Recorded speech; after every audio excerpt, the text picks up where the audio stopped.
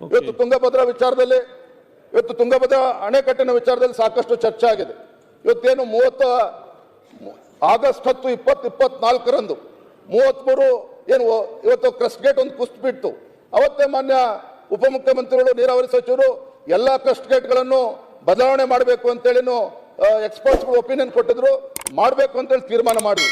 ಆಗ 1 ವರ್ಷ ಆದರೂ ಸಹ 3 ತಿಂಗಳಲ್ಲೇ ನಾವೆಲ್ಲ ಗೇಟ್ಗಳನ್ನು ತೆಗೆದು ಹೊಸ ಗೇಟ್ಗಳನ್ನು ಹಾಕ್ತೀವಿ ಅಂತ ಹೇಳಿದ್ರು ಸಹ ಇವತ್ತಿಗೂ ಕೂಡ ಆ ಹೊಸ ಗೇಟ್ಗಳನ್ನು ಅಳವಡಿಸೋದಕ್ಕೆ ಸಾಧ್ಯ ಆಗಿಲ್ಲ. ಇದ್ರ ಪರಿಣಾಮ ಏನು?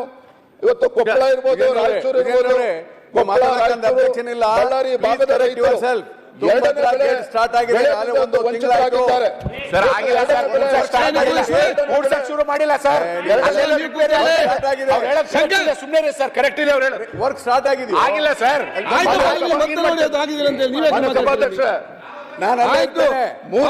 ನೀವೇ ಉತ್ತರ ಕೊಡ್ತೀರಿ. 3 ತಿಂಗಳಲ್ಲಿ ಎಲ್ಲ 33 ಕ್ರಸ್ಟ್ ಗೇಟ್ಗಳನ್ನು ಅಳವಡಿಸ್ತೇವೆ ಅಂತೇಳಿ ಆಶ್ವಾಸನೆ ಕೊಟ್ಟಿರ್ತಕ್ಕಂಥದ್ದು ಇವತ್ತು 1 ವರ್ಷ ಆಗ್ತಾ ಬಂದ್ರು ಕೂಡ ಈಗ ಸದನ ಪ್ರಾರಂಭ ಆಗ್ತದೆ ಅಂತ ಹೇಳಿದ್ಮೇಲೆ ಮೊನ್ನೆ 1 ವಾರದ ಕೆಳಗೆ ಕ್ರಸ್ಟ್ ಗೇಟ್ ಅನ್ನ ಕೂರಿಸ್ತಕ್ಕಂಥ ಕೆಲಸ ಈಗ ಪ್ರಾರಂಭ ಮಾಡಿದ್ದಾರೆ. ನಾವು ಇವತ್ತು ಸರ್ಕಾರಕ್ಕೆ ತಮ್ಮ ಮುಖೇನ ಆಗ್ರಹ ಪಡಿಸ್ತಾ ಇರ್ತಕ್ಕಂಥದ್ದು, ಆ ಭಾಗದ ರೈತರು ಏನ್ ಅನ್ಯಾಯ ಮಾಡಿದ್ದಾರೆ, ನಮ್ಮ ಅಪೇಕ್ಷೆ ಅಥವಾ ರೈತರ ಆಗ್ರಹ ಇರ್ತಕ್ಕಂಥದ್ದು, ಆ ಭಾಗದ ರೈತರು 2ನೇ ಬೆಳೆ ಬೆಳೆಯೋದಕ್ಕೇನು ಸಾಧ್ಯ ಆಗಿಲ್ಲ. ಆ 2ನೇ ಬೆಳೆಗೆ ಆ ರೈತರಿಗೆ ಪರಿಹಾರವನ್ನು ಕೊಡುವಂತ ಕೆಲಸ ರಾಜ್ಯ ಸರ್ಕಾರ ಮಾಡಬೇಕು. 1 ಎಕರೆಗೆ ಕನಿಷ್ಠ 25,000 ರೂಪಾಯಿನ ಆ ಭಾಗದ ರೈತರಿಗೆ ಕೊಡಬೇಕು ಅನ್ನುವ ಒತ್ತಾಯವನ್ನು ಕೂಡ ಮಾನ್ಯ ಸಭಾಧ್ಯಕ್ಷರೇ ನಾನು ಈ ಸಂದರ್ಭದಲ್ಲಿ ಮಾಡೋದಕ್ಕೆ ಇಚ್ಛೆ ಪಡ್ತೇನೆ. ಮಾನ್ಯ ಸಭಾಧ್ಯಕ್ಷರೇ, ಇವತ್ತು ನೀರಾವರಿಗಳ ಯೋಜನೆಗಳ ಬಗ್ಗೆ ಇವತ್ತು ತುಂಗಭದ್ರಾ ವಿಚಾರದಲ್ಲಿ ಇವತ್ತು ತುಂಗಭದ್ರಾ ಅಣೆಕಟ್ಟಿನ ವಿಚಾರದಲ್ಲಿ ಸಾಕಷ್ಟು ಚರ್ಚೆ ಆಗಿದೆ.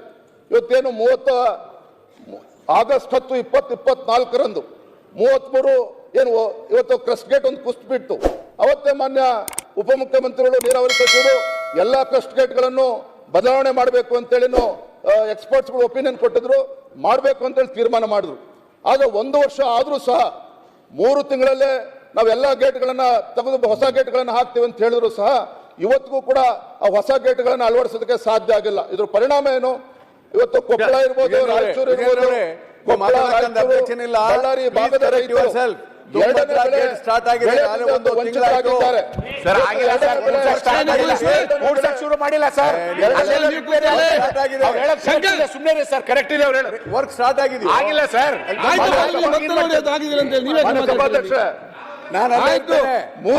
ನೀವೇ ಉತ್ತರ ಕೊಡ್ತೀರಿ. 3 ತಿಂಗಳಲ್ಲಿ ಎಲ್ಲ 33 ಕ್ರಸ್ಟ್ ಗೇಟ್ಗಳನ್ನು ಅಳವಡಿಸ್ತೇವೆ ಅಂತೇಳಿ ಆಶ್ವಾಸನೆ ಕೊಟ್ಟಿರ್ತಕ್ಕಂಥದ್ದು ಇವತ್ತು 1 ವರ್ಷ ಆಗ್ತಾ ಬಂದ್ರು ಕೂಡ ಈಗ ಸದನ ಪ್ರಾರಂಭ ಆಗ್ತದೆ ಅಂತ ಹೇಳಿದ್ಮೇಲೆ ಮೊನ್ನೆ 1 ವಾರದ ಕೆಳಗೆ ಕ್ರಸ್ಟ್ ಗೇಟ್ ಅನ್ನ ಕೂರಿಸ್ತಕ್ಕಂಥ ಕೆಲಸ ಈಗ ಪ್ರಾರಂಭ ಮಾಡಿದ್ದಾರೆ.